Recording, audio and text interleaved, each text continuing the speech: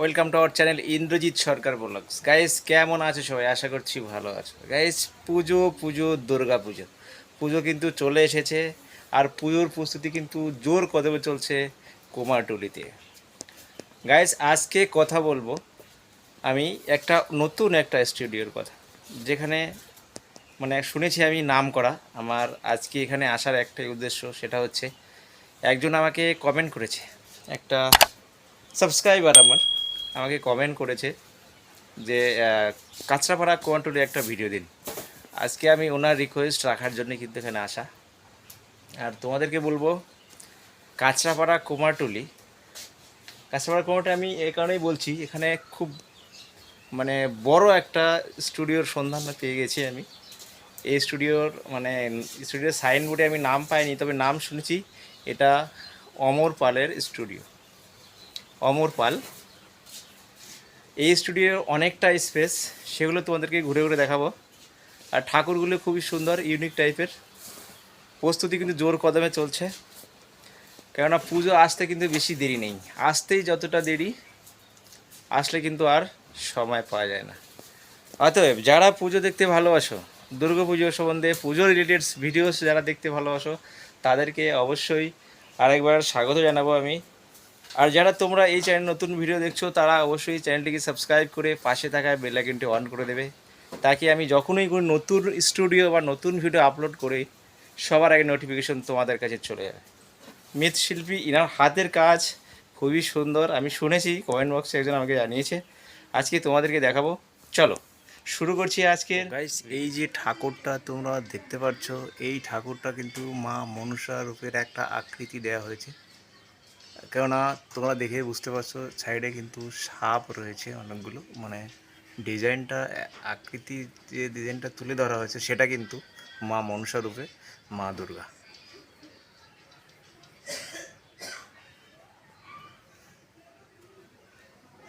এখানে বাবা গণেশ।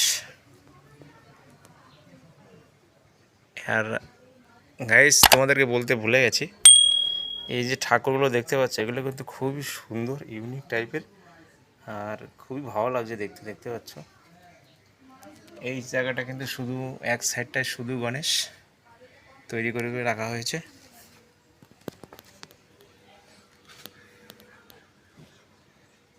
এই যে দেখতে পাচ্ছ, জাস্ট অপূর্ব গাইস, বাবা গণেশ। আর এই গণেশ পুজো শুধু গণেশের পুজো করা হয় মহারাষ্ট্র, পুনে, মহারাষ্ট্র পুনে বললে ভুল হবে, পুনে, মুম্বাই সব জায়গায় কিন্তু এই গণেশ পুজো খুবই ধুমধাম হয়।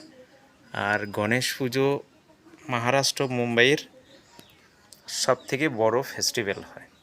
যেমন আমাদের এখানে দুর্গা পূজা, ঠিক তেমনই গণেশকে পুজো করা হয় মহারাষ্ট্র, পুনেতে, খুবই ধুমধাম হয়। আমাদের পুজো যেমন 7 দিন ধরে আমরা সেলিব্রেট করি, এনজয় করি, ঠিক তেমনই মহারাষ্ট্রতে গণেশ পূজাকে 7 থেকে 8 দিন ধরে করা হয়, এমনকি 10 দিনে এখন চলে যায়। কেন সবাই খুব দেখতে খুব আগ্রহী। আর এই বাঙালির এই উৎসব, আমাদের বাঙালির দুর্গাপূজা যে হয়, সেটা হচ্ছে কিন্তু একদম বাইরে থেকেও লোক আসে দেখে দেখে খুব এনজয় করে। আর আমাদের প্রবাসী ভাইয়েরা যারা আছে, তাদেরকে জানাই অসংখ্য ধন্যবাদ, কেননা তাদের জন্যই, তাদের একটা লাইকস কমেন্টের জন্যই কিন্তু আমরা খুবই মোটিভেট হই, আর সেই কারণে কিন্তু এই ভিডিওগুলো আমরা করি, আমাদের করতেও ভালো লাগে। তো গাইস, তোমরা যারা এই চ্যানেল নতুন ভিডিও দেখছো, তারা অবশ্যই চ্যানেলটিকে সাবস্ক্রাইব করে পাশে থাকা বেল আইকনটি অন করে দেবে, তাকে যখনই আমি কোনো নতুন ভিডিও আপলোড করি, সবার আগে নোটিফিকেশানগুলো তোমাদের কাছে চলে যাবে। দেখতে পাচ্ছ ঠাকুরের কেবল এটা প্রস্তুতি পর্ব চলছে, এই কারণে কিন্তু শুধু একটা প্রলেপ দেওয়া হয়েছে। দেখতে পাচ্ছ বানিয়ে সুন্দরভাবে রাখা হয়েছে, একটা প্রলেপ শুধু ফিনিশিং কিন্তু এখনও হয়নি, কিছুই হয়নি ধরতে গেলে।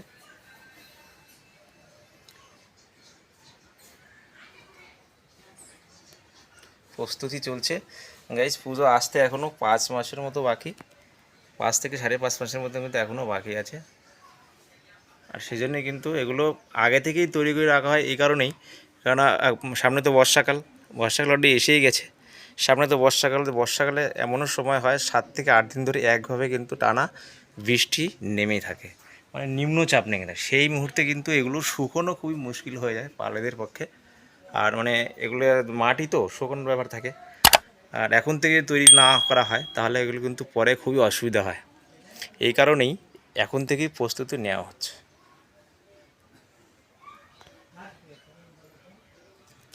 খুবই সুন্দর দেখতে পাচ্ছ।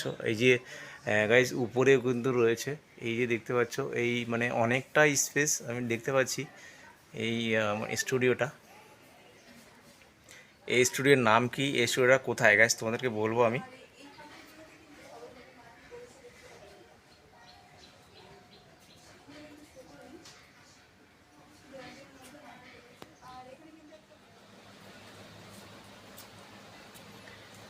গাইস এই ঠাকুরটা যে তোমরা দেখতে পাচ্ছ এটা বানিয়ে রাখা হয়েছে, এটা কিন্তু 12 থেকে 13 ফুট হবে, আমি জাস্ট আনুমানিক বলছি 12 থেকে 13 ফুট হবে।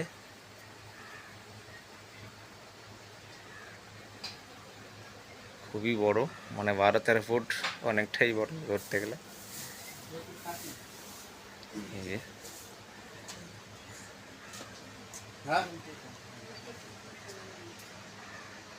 কি বডি দেখা যাচ্ছে দেখতে পাচ্ছ, বাইসেপ, সিক্স প্যাকস সবের কিন্তু এখানে কোনো কিছুর অভাব নেই, বুঝতে পারছেন।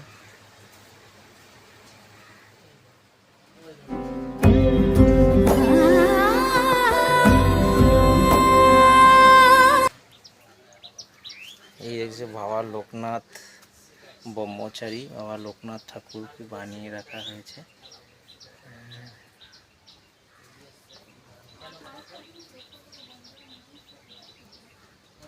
এদিকে সব কিন্তু সিঙ্গেল সিঙ্গেল বানিয়ে রাখা হয়েছে। যে লোকনাথ ব্রহ্মচারী জৌরাসন করে তিনি যেভাবে বসতেন বিরাজমান হতেন সেইভাবে কিন্তু বানিয়ে রাখা হয়েছে এটা।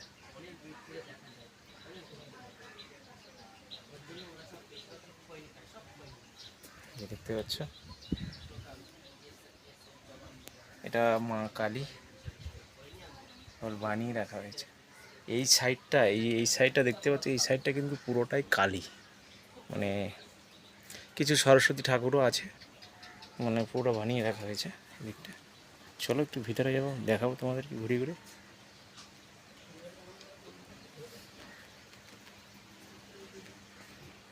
সেই যে এই যে মা কালী,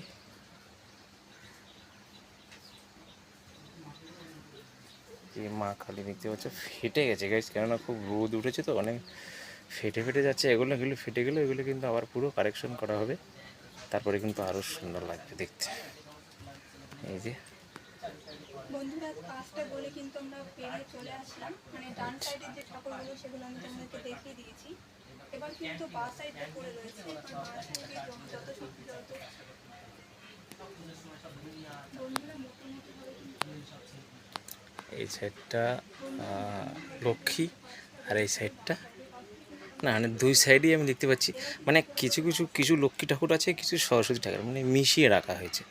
এই সাইডটায় কিছু লক্ষ্মী আছে, এই সাইডে সরস্বতী আছে, মানে এই লাইনটায় লক্ষ্মী আর সরস্বতী। সঙ্গে রয়েছে এই রোড। চলো ভিতরে যাব।